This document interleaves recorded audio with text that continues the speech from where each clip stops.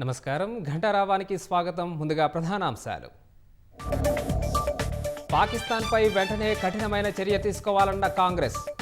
రాజకీయాలకు అతీతంగా ఉగ్రవాదంపై పోరాడాలని పిలుపు. కులగణనకు తెలంగాణ నమూనానే అనుసరించాలన్న సిడబ్ల్యూసి. రిజర్వేషన్లపై 50% పరిమితి తొలగించాలని డిమాండ్.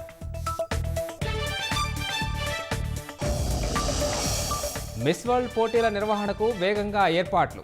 రాష్ట్ర పర్యాటక ప్రాంతాల్లో పోటీదారుల సందర్శనకు షెడ్యూల్ విడుదల.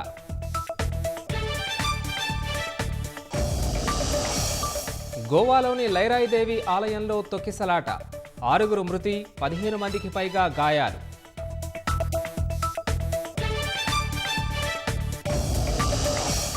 4 నెలల్లోనే 547 కోట్ల విలువైన మాదక ద్రవ్యాలు స్వాధీనం.